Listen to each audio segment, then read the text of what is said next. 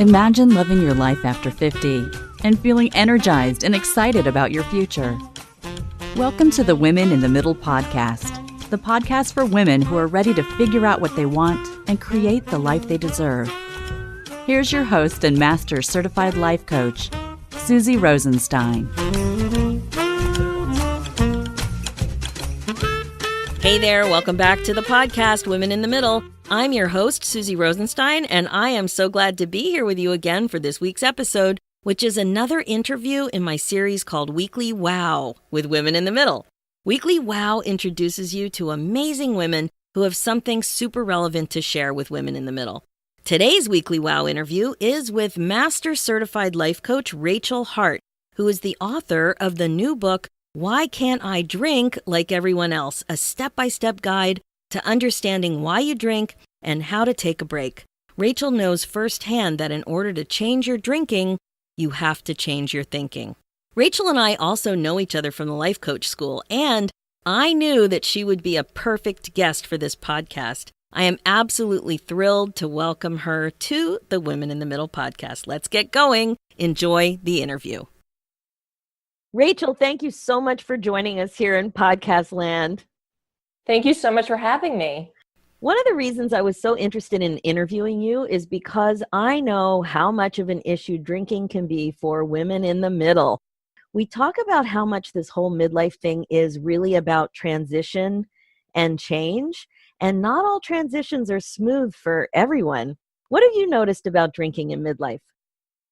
You know, this is such a fascinating issue because I think most people have the misconception that there is a kind of a binary or a black and white understanding of whether or not you struggle with alcohol or whether you struggle with drinking more than you want. And so we've kind of incorrectly divided the world into, oh, well, you're a normal drinker and you have no problem whatsoever, or you're an alcoholic and you can't handle any alcohol. You're totally powerless. And so what happens is it leaves out a lot of people who are in the middle, right? Not only midlife, but people who are in somewhere in between. And one thing that I've discovered is how many women who are in their 40s, 50s, 60s, and who have never had a problem with drinking. It was not something that plagued them in their teens or their 20s. All of a sudden, here they are drinking more than they want, and they don't understand because there is such a black and white narrative. And so it's really important to understand that your relationship with alcohol can change over time, and it can change in different circumstances. And most people don't know that. They don't have that information. So when all of a sudden they're 50 years old and they think, why am I drinking 3 glasses of wine every night? Where did this come from? And why is it challenging to change? It doesn't make sense in the kind of overall cultural narrative that we have. Oh, I'm so glad you brought that up, and how perfect that it's a middle thing. Yeah, and when you don't understand that that could even be part of the story, you don't even, I can see that right away we would just say, well, I'm not an alcoholic, so there's not a problem here. Yeah. So it's either, well, I don't identify as being powerless. I'm not always drinking, right, in a manner or a way in which I'm feeling negative consequences, but I sometimes am. And so I find that a lot of women get in this situation where they have no idea where to look for support or help, because there is also a lot of shame attached to this issue. And there's a lot of stigma attached to this issue. And we, as a society, don't have space for people who don't fit in this binary. And so it can be very isolating for a lot of women. Oh, I can totally see that. And the other thing is that when you're thinking about how alcohol is, how problems associated with drinking are showing up in your life, it may not be what comes to mind, which might be a sitcom situation for you that you're reflecting on, or something from a cartoon where if you're functional, you're good, right? Yeah. Or if the problems aren't like that, you're completely passed out. It could be a work problem. It could be a financial problem. It could be that you got hurt as a result of tripping or something. They're all relationship problems. financial problems, all of those things. So I can see that when you don't have that context, it's very hard to figure things out. Yeah, that's right. And I think it's okay that, for some women, the problem simply is like, I don't like the extra weight that I'm gaining, but every time I try to cut alcohol out, I feel like I don't have a way to deal with the stress and anxiety at the end of the day.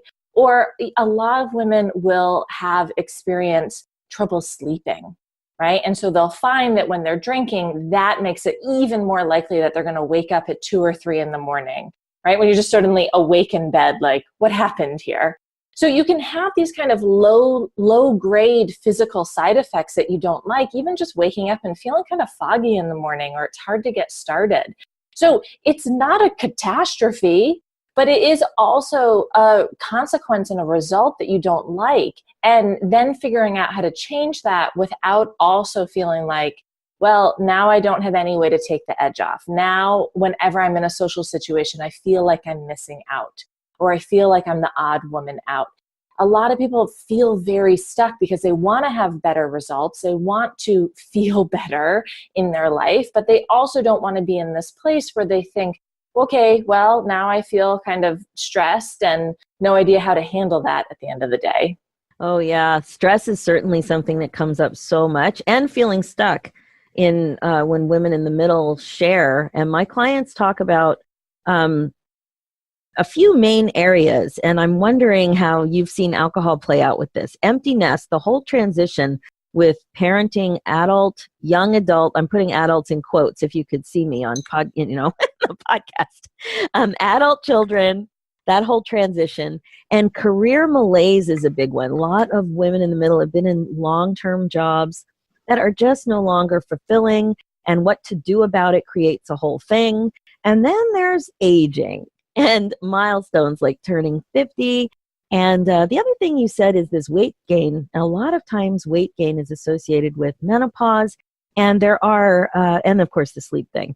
Sleeping and sweating and sleeping and waking and not being able to get to sleep. We make jokes on Facebook. A lot of times you'll see women popping up at 2, 3 in the morning going, oh, I can't sleep. And then 2 other people will pop in. Yeah, me neither. It's like a party. Yeah. So I love that you brought that up. It's so important. I see this happen all the time. So pain is a really common one, right? So I work with a lot of women who are used to being very active. And then all of a sudden, as they're getting older, they start to find that they have more aches and pains. So they might be having lower back problem, and that might keep them from running. And then what do? Right? They're experiencing basically physical pain. They don't want to feel that way. They want to be out. They want to be active. They're feeling hamstrung in their ability to do that. And then it's like, well, at least I can feel better at the end of the day. At least I can pour myself a glass of wine. So I see pain.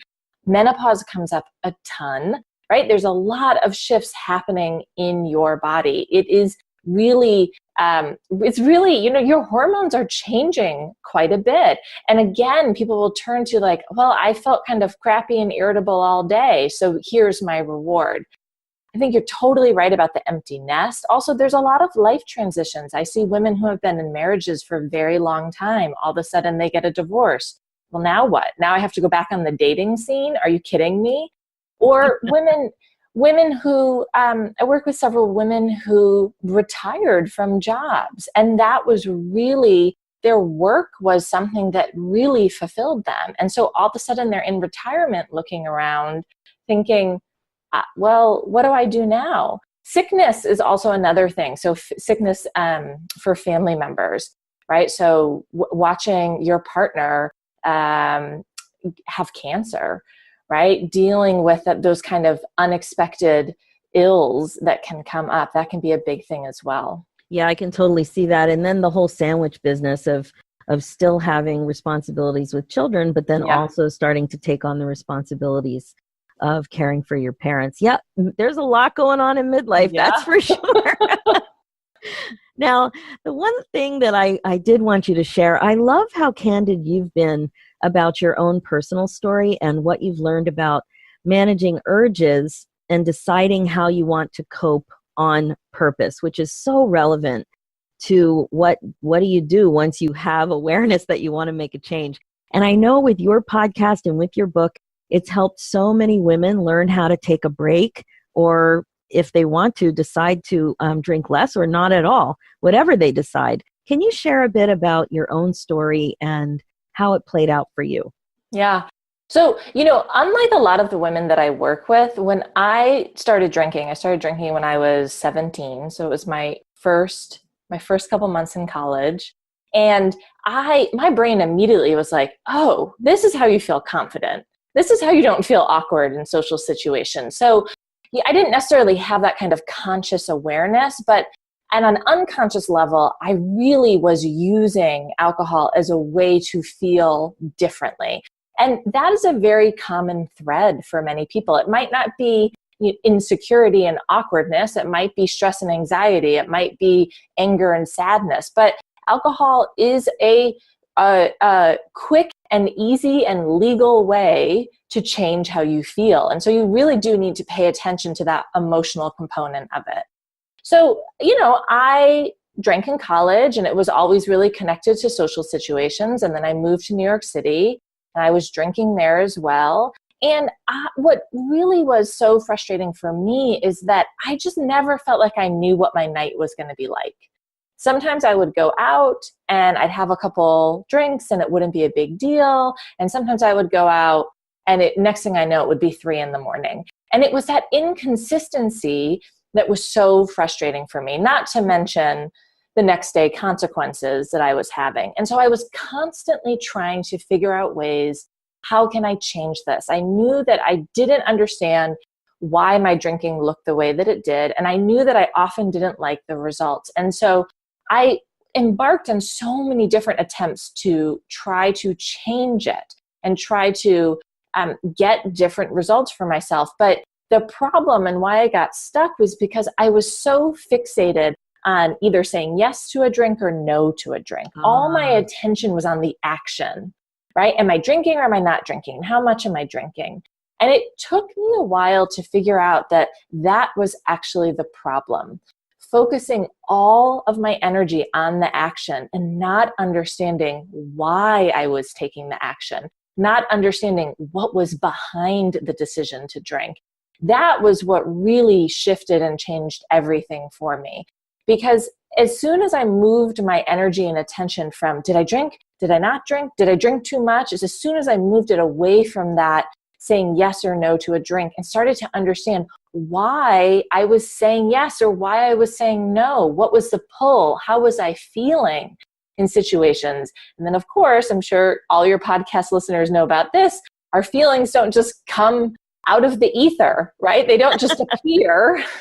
What are the thoughts? What was I thinking? And that gave me a whole new way to really understand the habit. And once I understood it in that framework, it was like a revelation for me, because I could see, oh, my over drinking looks a lot like my overeating. And all of this is so connected to what I have unconsciously taught myself about how to cope with certain negative emotions that I didn't want to deal with. And so it really took a lot of the shame and stigma away from me, because all of a sudden I had a framework to understand why I taught my brain this habit, which I taught it unconsciously, and how to go about teaching something different to myself. So what were some of the main thoughts that were, what I call poisonous to you? What were the ones that kept coming up that you started to see like with flashing lights?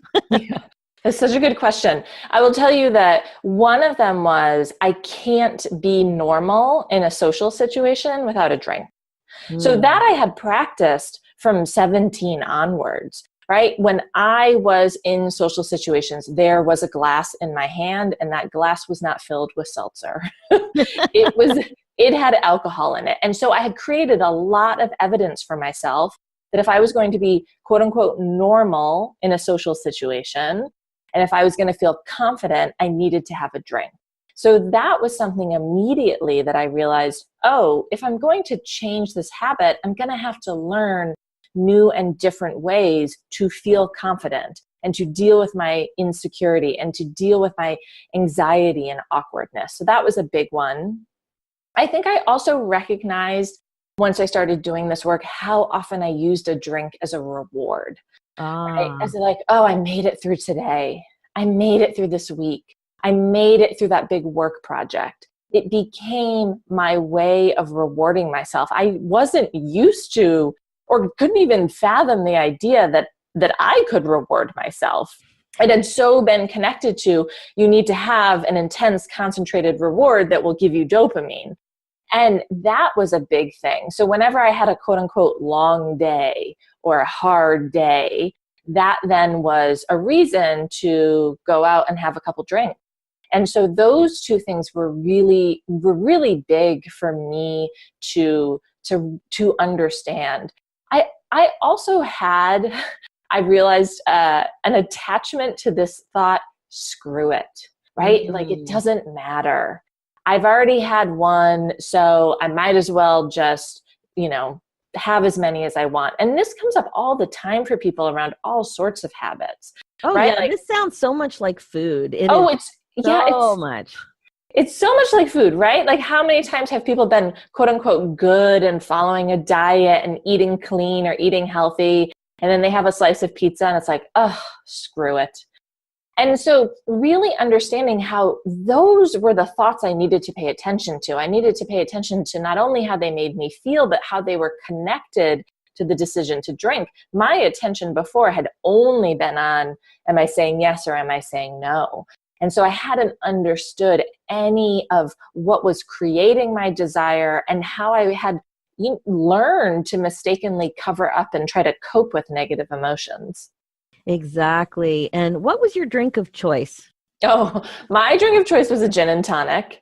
That was what I would really have sworn up and down was my absolute favorite drink. And it's interesting because I talk a lot with people about the idea that it is possible to change and actually lose your desire to drink. And if someone had told that to me, when I was, 27 years old, and they said, you know what, I know you love gin and tonics, Rachel, but it's possible not to desire them, I would have thought that they were crazy. It just didn't make any sense. But that is really something that I have learned. And it's so important to changing the habit, because if your desire stays the same and you're just saying no over and over, you're just using willpower to resist that desire, one, it's exhausting, right? We only have so much of a kind of mental reserve of willpower. And two, you just will always feel like you're missing out.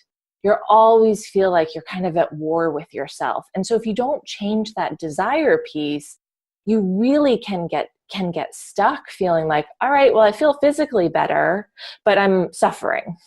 And that's not sustainable. So I had to really understand, what was it that I was really desiring? And what I was really desiring was well beyond the gin and the tonic and the lime. It was the feeling. It was quieting of all that chatter, that internal nagging self-critic who always told me I didn't fit in, I wasn't good enough, I wasn't measuring up. It was relief from feeling negative emotions that I didn't want to feel. And when I understood that, I could see that, the taste was not as important to my life as I believed that it really was. It's so funny. I'm having this flashback on, how gross alcohol tastes when you first try it. And it's like the first time you try a cigarette too. It's disgusting. It feels like you're just taking, you are just taking poison into your body. So do you remember the first thought you started to think on purpose that helped you manage your urge or cope in some of these difficult situations? I think that it was some kind of semblance of the urge doesn't have authority over me. Because for so long I felt like, and I had created the habit of, if you feel desire, you act on it. And listen, I did that with much more than alcohol in my life. I did that with food. I did that with things, right? Wanting to buy something, like, I want that, so I should go buy it. I want to eat that, so I should consume it. So I was very used to thinking that an urge was something that had to be obeyed. I didn't understand, number one, that the more I said yes to an urge, the more entrenched, the more ingrained I made that habit. And I also didn't understand that the urge existed for a reason. The urge was there because our brain is built to find rewards in our environment. And so the brain thinks that it's being helpful. It thinks that it's helpful by going after these rewards. But just because you feel that urge or that desire or the craving doesn't mean you have to fulfill it. I didn't understand that for the longest time. And I just thought, well, if I'm not answering an urge, I'll feel miserable.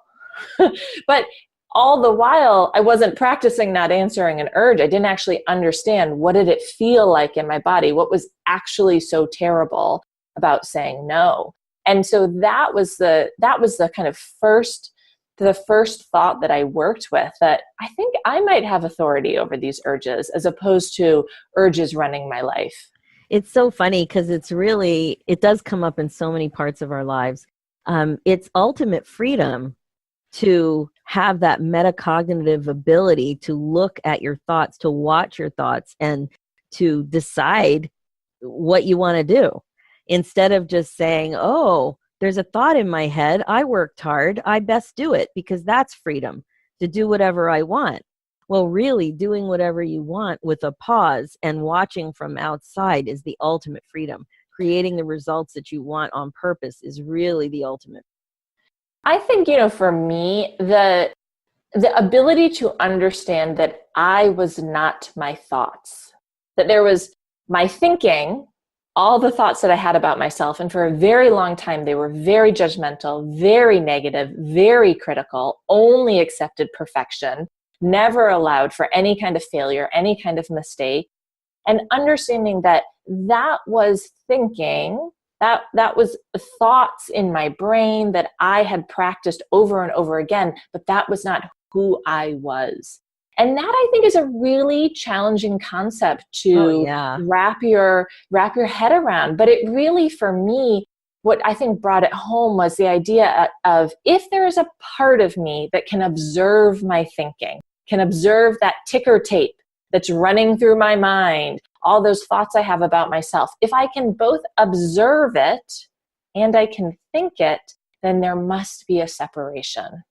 Because if I was just my thoughts, I want it, I need it, I can't stand feeling this way, then there'd be no possibility to change them. And that's why I think this idea of really learning the skill of not only how to build awareness about your thinking, so you can understand how your thoughts create your feelings and your feelings drive your actions and give you results in life, not only create that awareness, but also start to see you can shift it. And the reason that you can is because you have a human brain, you have a prefrontal cortex that can look and observe and challenge and question your thoughts. One of the things that I say to my clients all the time who say, well, that's just the way I think. I don't know how I'm supposed to change this. And I point out to them that they do know how to challenge thinking because they do it all the time with other people's thoughts. All the time, people come to them, their family, their friends, their loved ones will come to them and say, I'm never going to find a partner. Or I really think my boss hates me.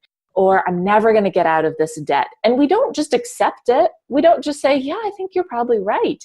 We show them a different perspective. We offer them a different interpretation. We show them some potential for possibility. So we all have this skill. We all know how to challenge other people's thinking.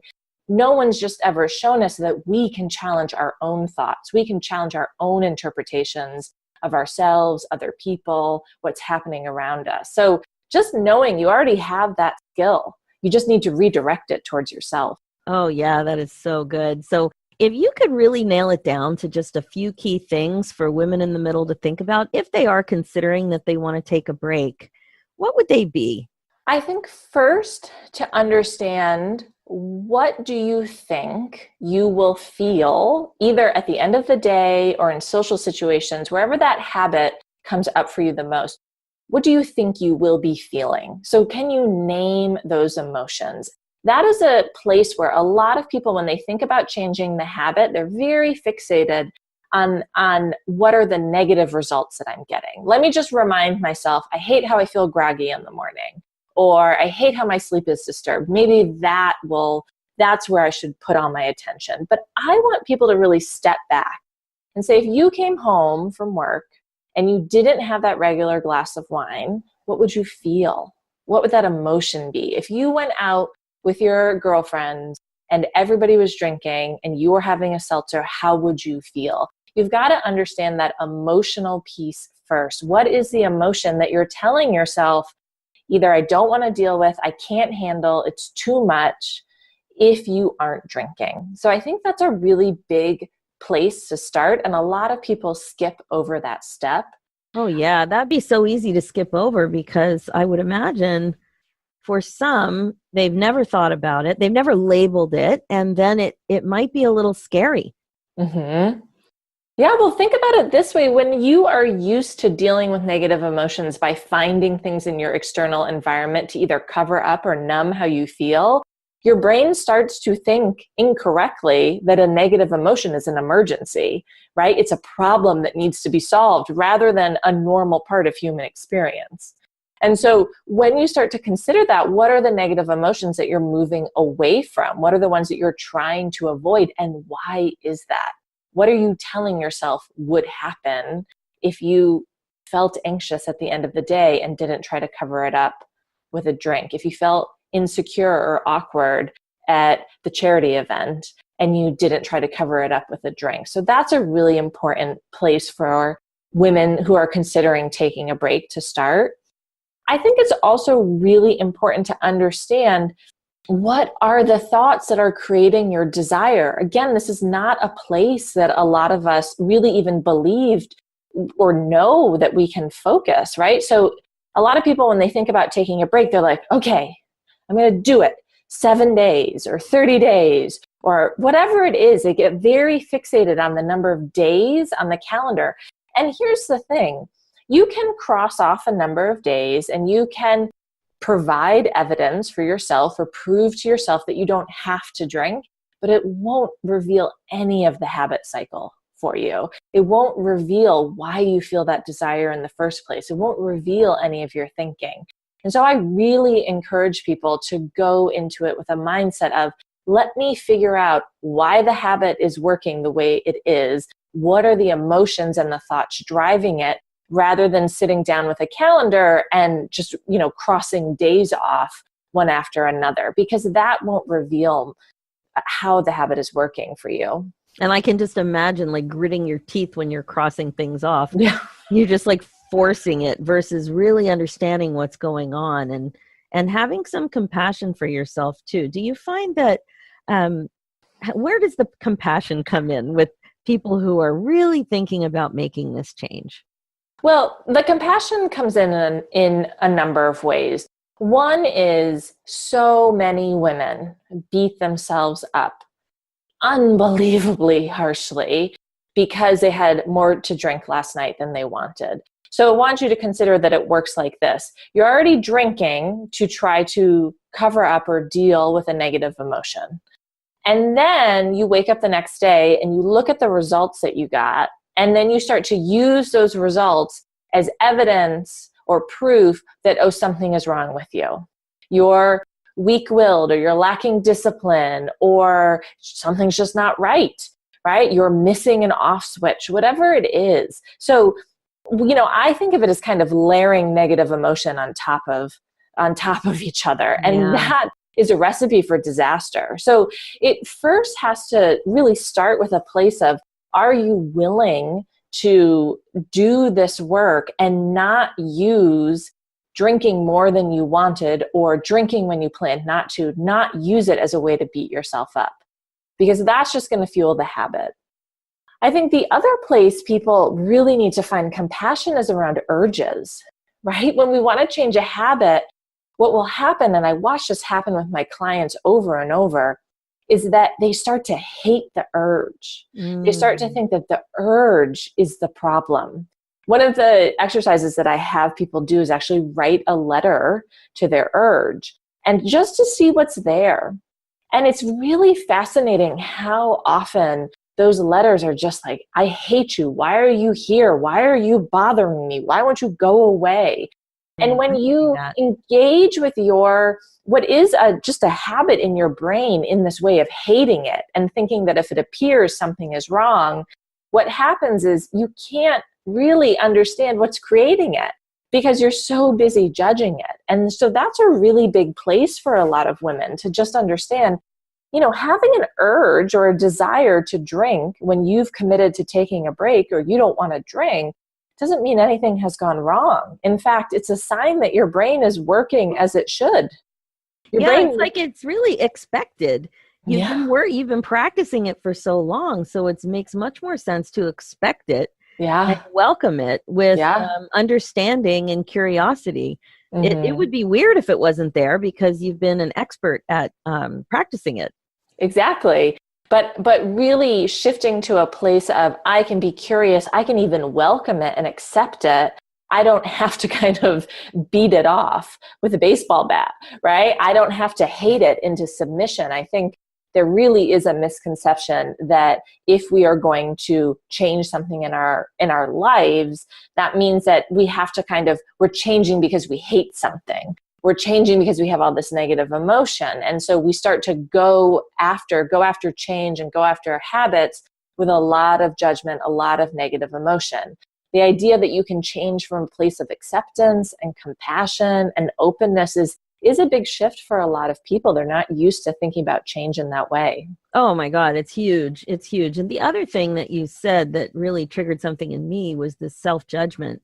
And as soon as we're judging, we're not in the present moment. So as soon as you start judging that there must be something wrong with you because that popped into your brain at that moment, you are not in the moment looking at what's going on with compassion, with curiosity, with openness, and knowing that you know exactly what to do when your expected thought pops in.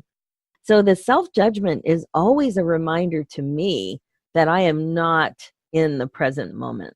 Yeah, I think this is a really important thing to, not just for changing a habit like drinking or overeating, but just to be really aware with yourself, like, where does my brain like to hang out? Because what most women will find, most people will find, is that their brain loves to hang out in what I call the negative past, where everything you decided went wrong, all the decisions you made were bad, all the things that you wish you could go back and change. So it likes to hang out in the negative past, kind of dwelling and ruminating. Or it really likes to hang out in what I call the negative future. And the negative future is everything that could go wrong. It's where we catastrophize. It's where we really worry and fixate on all those what ifs. And even if you can start to build awareness around that, even if you can notice how often you're not in that present moment, your brain is off hanging out in the negative past or the negative future, and just trying to practice either just bringing it back. Like, what is happening right now? You're so right that as soon as you start judging yourself, as soon as you start beating yourself up, you are not in that present moment any longer. Bam. On that note, I wonder if you could just share how people can find your podcast and learn more about working with you. Sure. So if you're interested, you can just go to rachelhart.com. That's HART. You can find links to my podcast there. And I actually have a free 5-day challenge. It's called the 5-Day Reset, which really helps you take a different kind of break. So instead of just crossing 5 days off the calendar, it's really using every day to go into these tools and to start to understand, hey, how do I respond to my urges? What are my thoughts that create desire? How have I outsourced fun to a drink? And maybe I can learn how to have fun in other ways. So it really is a totally different way to think about your relationship with the habit of drinking. Oh, outsourcing fun. I love that. So I'm going to, of course, put all these links in the show notes. Rachel, thank you so much for sharing your story with Women in the Middle. One thing we know for sure, especially after your story, is that we are not alone. We have so much to learn from each other, and your story and your business are so inspiring. Thank you so much. Thank you. That's it for this episode. If you like what you've heard, just head over to the Women in the Middle podcast on iTunes. I would love it if you would leave me a review. Check out the show notes, too, for more information and links at www.suzyrosenstein.com. While you're on my website, if you haven't done so yet, make sure to grab your copy of my free ebook, 10 Simple Ways to Bust Out of Your Midlife Funk. This will totally help you get going. Let's do this, ladies. Remember, even your drinking starts with your thinking. Thanks so much for listening.